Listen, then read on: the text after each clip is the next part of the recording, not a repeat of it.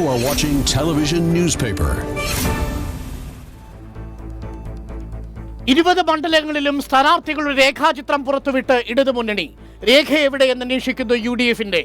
നാളെയോ മറ്റന്നാളോ എങ്കിലും ഏകദേശ ധാരണകളാകുമോ? ഘടകകക്ഷികളുമായുള്ള ചർച്ച എങ്ങും എത്താതെ നിൽക്കുന്ന ഘട്ടത്തിൽ ആദ്യത്തെ അഡ്വാൻറ്റേജ് ഇടതുമുന്നണിക്കാണോ ഈ ഘട്ടത്തിൽ എന്ന് അന്വേഷിക്കുകയാണ്. എൻകൗണ്ടറിന്റെ അവസാന ഭാഗത്തേക്ക് നമ്മൾ വരുന്നു. വളരെ പെട്ടെന്ന് നമ്മുടെ ഇവിടെയുള്ള ആളുകൾ വളരെ പ്രതികരിക്കുന്നു. പ്രതികരിക്കാത്തവർ നിലവിലെങ്ങനെ സ്ഥാനാർത്ഥികളെ പ്രഖ്യാപിച്ചു കഴിഞ്ഞാൽ ഒരു സാധ്യതയുണ്ടോ? സംസാരിച്ചോളൂ ചേട്ടാ, പറഞ്ഞോ. അതെ, രാജ്മോഹൻ ഉണ്ണിത്തോനോടാണ് ഒരു ചോദ്യം ചോദിക്കാനുള്ളത്. ഇപ്പൊ നമ്മുടെ ഇത് ലോകസഭയിലേക്ക് നടക്കുന്ന തെരഞ്ഞെടുപ്പാണ്. പെട്രോളിയം ഉൽപ്പന്നങ്ങളുടെ വില നിർണ്ണയിക്കുന്നതിനുള്ള അധികാരം UPA ഗവൺമെന്റ് ഉണ്ടായപ്പോഴാണ് സ്വകാര്യ മേഖലയ്ക്ക് കൊടുത്തത്. അതിന് ഈ BJPയും കോൺഗ്രസും അനുകൂലിക്കുന്ന നിലപാടാണ്. അതേപോലെ ഫിക്സ്ഡ് ടേം തൊഴിൽ എന്ന് പറയുന്ന നിശ്ചിതകാല തൊഴിൽ നിയമം കൊണ്ടുവന്നത് പാർലമെന്റിൽ പാസ്സാക്കിയത് BJPയും കോൺഗ്രസും കൂടിയിട്ടാണ്.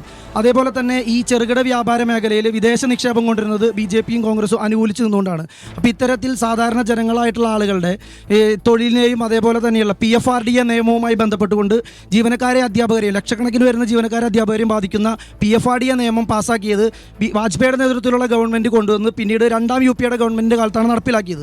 കേരളത്തിൽ ഉമ്മൻചാണ്ടി നേതൃത്വത്തിലിരിക്കുമ്പോഴാണ് നടപ്പിലാക്കിയത്. ഇത്തരത്തിൽ ഒരേ സാമ്പത്തികമായ കാര്യങ്ങൾക്ക് രണ്ടുപേർക്കും ഒരേ സ്വരമാണെന്നുള്ളതാണ് പറയുന്നത്. പെട്ടെന്ന് പ്രതികരിച്ചേട്ടെ, നമുക്ക് ഉണ്ണിത്താൻ മറുപടി പറയും. പറഞ്ഞോ. രാജ്മോഹൻ ഉണ്ണിത്തിനോട് ചോദിക്കുന്ന ഒരു പ്രധാനപ്പെട്ട കാര്യം, ഇന്ത്യ എന്ന് പറഞ്ഞ രാജ്യത്ത് ഒരു ഫാസിസ്റ്റ് ഗവൺമെൻറ്റാണ് നിലവിൽ നിൽക്കുന്നത്.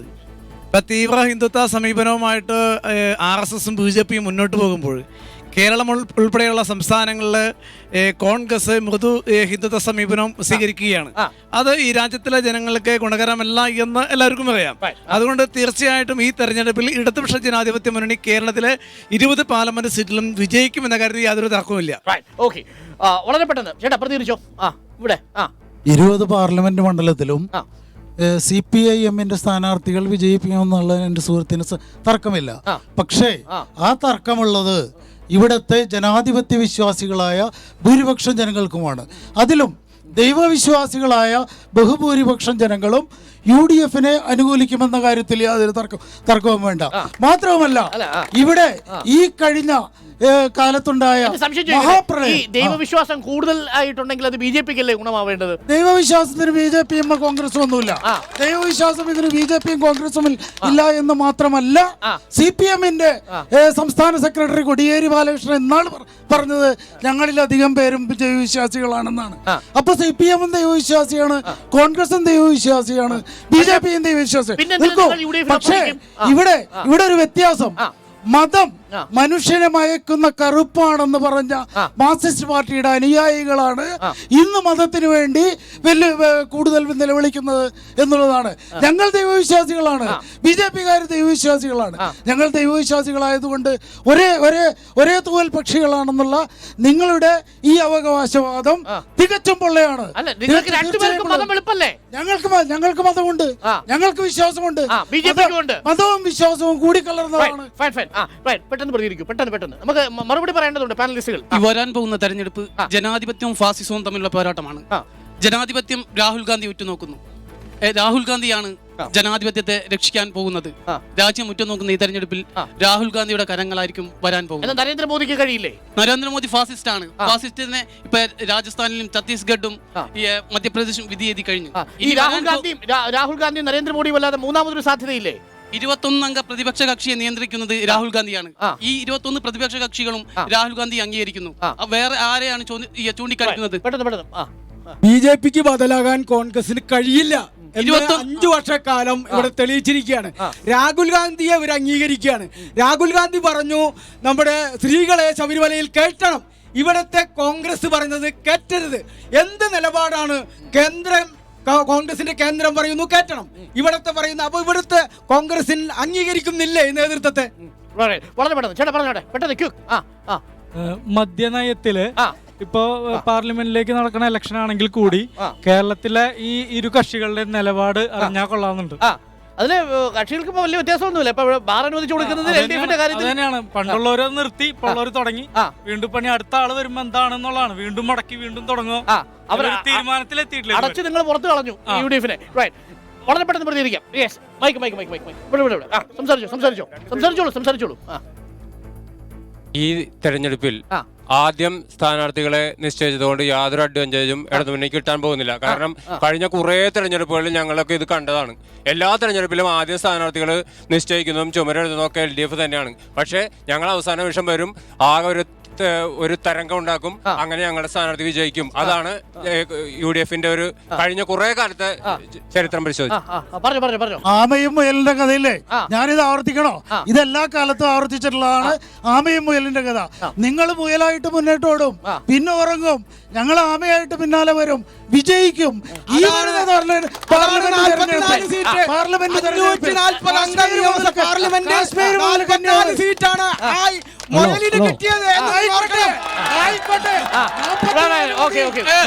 അഞ്ച് സീറ്റുള്ള CPM-ന് ദേശീയ രാഷ്ട്രീയത്തിൽ എന്ത് ചലനം സൃഷ്ടിക്കാൻ കഴിയും? വെറും 5 സീറ്റുള്ള CPM-ന്. അതെ, ഞങ്ങൾക്ക് CPM-ന് പറയാനുള്ളതേ, രാജ്മോഹൻ ഉണ്ണിത്താനോട് ഒരു ചോദ്യം കൂടിയുണ്ട്.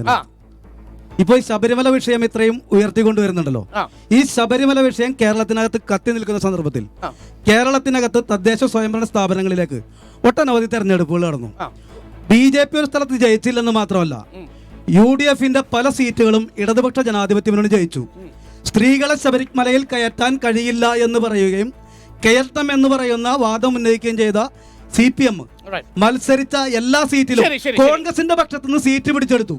അപ്പോൾ ഞങ്ങൾക്ക് പറയാനുള്ളത്, ഈ തെരഞ്ഞെടുപ്പിൽ ശബരിമല വിഷയമൊന്നും ഇവിടെ ഏൽക്കാൻ പോകുന്നില്ല. ജനങ്ങളുടെ നിത്യജീവിതവുമായി ബന്ധപ്പെട്ട് വരുന്ന പ്രശ്നങ്ങളാണ് ഇന്ത്യ രാജ്യത്ത് ജനം ചർച്ച ചെയ്യുന്നതും ഈ തെരഞ്ഞെടുപ്പിൽ വോട്ടായി മാറുന്നതും എന്നുള്ള കാര്യമാണ് ഞങ്ങൾക്ക് പറയാനുള്ളത്. 30 സെക്കൻഡ്സ് ഇവിടെ വന്ന ചോദ്യങ്ങൾക്കെല്ലാം അങ്ങ് മറുപടി പറയേണ്ടതുണ്ട്. അങ്ങേക്ക് സെലക്ട് ചെയ്ത് മറുപടി പറയാം. നമുക്ക് 30 സെക്കൻഡ്സ് മാത്രമേ അങ്ങേക്ക് അവശേഷിക്കുന്നുള്ളൂ. Quick response. ഡയലക്റ്റിക്കൽ മെറ്റീരിയൽസത്തിൽ വിശ്വസിക്കുന്ന ഒരു പാർട്ടിയാണ് കമ്മ്യൂണിസ്റ്റ് പാർട്ടി. വൈരുദ്ധ്യാത്മക ഭൗതികവാദം. ഒരു കമ്മ്യൂണിസ്റ്റുകാരൻ ജനിച്ചു കഴിഞ്ഞാൽ അവൻ മരിക്കുന്നവരെ അവൻ ഒറ്റ തലം മാത്രമേ അവൻ്റെ ജീവിതത്തിലുള്ളൂ, ഭൗതിക തലം. ആ ഭൗതിക തലമുണ്ട് എന്ന് പറയുന്ന കമ്മ്യൂണിസ്റ്റുകാരാണ് ഇപ്പോൾ 5.5 കോടി രൂപ കണിച്ചുകുളങ്ങരയിൽ ഒരു ക്ഷേത്രത്തിന് കൊടുത്തത്. എറണാകുളത്ത് നമുക്കറിയാം, ശൃംഗേരി മഠത്തിലെ മഠാധിപതികൾ വന്നപ്പോൾ 2 കമ്മ്യൂണിസ്റ്റ് മന്ത്രിമാർ താമ്പൂലവുമായി അവിടെ പോയി അവരെ സ്വീകരിക്കുന്നത് നമ്മൾ കണ്ടു. ഗുരുവായൂർ കൃഷ്ണൻ, ശ്രീകൃഷ്ണ ഭഗവാൻ അഷ്ടമിരോഹിണി, അന്നാണ് ബലരാമൻ അവിടെ വരുന്നത്. അന്ന് കടകംപള്ളി സുരേന്ദ്രൻ പറനിറയ്ക്കാൻ പോയി നമ്മൾ കണ്ടു. മാത്രമല്ല, കണ്ണൂർ ഒരു സ്ഥലത്തൊരു ഫ്ലെക്സ് ബോർഡ് വെച്ചിട്ടുണ്ട്. ശ്രീകൃഷ്ണൻ്റെ വേഷത്തിൽ പിണറായി വിജയൻ നിൽക്കുന്നു, അർജുനനായി തേര് തെളിക്കുന്നു പിന്നെ P. ജയരാജൻ ഒക്കെ പോട്ടെ. നമ്മുടെ ഇരിട്ടി എന്ന് പറയുന്ന സ്ഥലത്ത് പഴശ്ശിരാജയുടെ ആരാധനാമൂർത്തിയായ മൃദംഗ ശൈലേശ്വരി ക്ഷേത്രത്തിൽ പിന്നെ നേരിയത് ഇളിക്കെട്ടി ജയരാജന് തൊഴിൽ നമ്മൾ കണ്ടു. അപ്പോൾ ഇവരൊക്കെ ഡയലക്റ്റിക്കൽ മെറ്റീരിയൽ ഇപ്പോൾ ഈ വിജ്ഞാന കൈരളി എന്ന് പറയുന്ന ഭാഷാ ഇൻസ്റ്റിറ്റ്യൂട്ട് പറഞ്ഞു. സമയപരിമിതി ഉള്ളതുകൊണ്ട് മാത്രം കേൾക്കണമെന്നുണ്ടായിരുന്നു, പക്ഷേ സമയപരിധി ഉള്ളതുകൊണ്ട് മാത്രം ഞാൻ ഇടപെടുന്നു. ശ്രീ റഹീം, ഒരു ക്വിക്ക് റെസ്പോൺസ് കൊടുക്കണം. ഒരു ക്വിക്ക് റെസ്പോൺസ്. വേറെ റെസ്പോൺസ് പറഞ്ഞില്ല. ഈ ഉണ്ണിത്താൻ തന്നെ ആദ്യം പറയുന്നതോ അവസാനം പറയുമെന്ന് നോക്കുമ്പോൾ ഞങ്ങൾ എന്താണ് ഇപ്പം ഞങ്ങളുടെ പേരുള്ള കുഴപ്പം? ഞങ്ങൾ യഥാർത്ഥത്തിൽ മനുഷ്യപക്ഷത്ത് നിൽക്കുന്നു, ഞങ്ങൾ ജനങ്ങളുടെ അഭിപ്രായം പറയുന്നു. നേരത്തെ റെസ്പോണ്ട് ചെയ്തൊരു ചെറുപ്പക്കാരനാണെന്ന് തോന്നുന്നു, എനിക്ക് കാണാൻ കഴിയുന്നില്ല. പറഞ്ഞല്ലോ, അതാണ് ഫാക്ടർ. നിങ്ങൾ ഈ പറയുന്നതുമല്ല ജനങ്ങളുടെ പ്രശ്നം. അവരെ ജനങ്ങളെ പ്രശ്നത്തിലാക്കുന്ന, ട്രബിളിലാക്കുന്ന കാർഷിക നയങ്ങളാകട്ടെ, യുവാക്കളുടെ തൊഴിലില്ലായ്മയാകട്ടെ, ഈ മുഴുവൻ പ്രയാസങ്ങൾക്കും ഇന്ധനവില വർധനവാകട്ടെ, ഇതെല്ലാം നിങ്ങളും BJPയും ഒന്നാണ്. അത് പറയൂ, നിങ്ങളും BJPയും ഒന്നാണ്. പെട്രോൾ വില നിങ്ങൾ വിട്ടു, ഡീസൽ വില അവർ വിട്ടു, നിങ്ങളും അവരും ഒന്നല്ലേ? ഈ രാജ്യത്ത് നിങ്ങളും അവരും ഉണ്ടാക്കി വെച്ച വിനയാണ് ഇന്ന് രാജ്യം അനുഭവിക്കുന്നത്. ഇത് ഒരു ഭാഗം, മറുവശത്ത് നിങ്ങളും അവരും ഒന്നാണ്.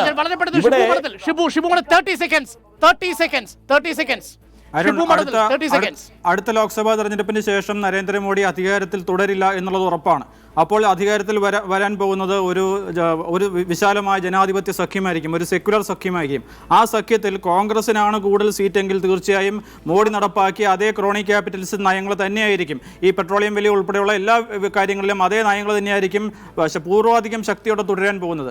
അത് മാറി പഴയ മധ്യ ഇടത് നയത്തിലേക്ക് തിരിച്ചു വരണമെങ്കിൽ ആം ആദ്മി പാർട്ടി ഉൾപ്പെടെയുള്ള പാർട്ടികൾക്ക് സ്വാധീനമുള്ള ഒരു സർക്കാർ, അതുപോലെ യഥാർത്ഥ ഇടത് പാർട്ടികൾക്ക് സ്വാധീനമുള്ള ഒരു സർക്കാർ ഉണ്ടാവേണ്ടിയിരിക്കും. രാജ്മോഹൻ പങ്കെടുത്താൻ നന്ദി ശ്രീ എ റഹീം, നന്ദി ശ്രീ ഷിബു മഠത്തിൽ. ഒപ്പം കൊടുങ്ങല്ലൂരിൽ നിന്നും തത്സമയം നമ്മളോടൊപ്പം ചർച്ചയിൽ പങ്കെടുത്ത വിവിധ പാർട്ടികളുടെ പ്രതിനിധികൾ എല്ലാവർക്കും നന്ദി അറിയിക്കുന്നു. ആമയും മുയലും കഥയും ഇഷ്ടമാണ്. സ്ഥാനാർത്ഥി നിർണയത്തിന്റെ കാര്യത്തിൽ ആരാമ ആര് മുയൽ എന്നുള്ളത് കാലം തീരുമാനിക്കട്ടെ. പക്ഷേ ഞങ്ങൾക്ക് വേണ്ടത് ഉറങ്ങാത്ത ഒരു ജനപ്രതിനിധി സഭയാണ്. ഉറങ്ങാത്ത മുയലുകളെ നമുക്ക് പാർലമെന്റിൽ പ്രതീക്ഷിക്കണം. പാർലമെന്റിൽ ഞങ്ങൾ പ്രതീക്ഷിക്കുകയും ചെയ്യുന്നു. വീണ്ടും എത്താം എൻകൗണ്ടറുമായി നാളെ ഇതേ സമയം. നന്ദി, നമസ്കാരം.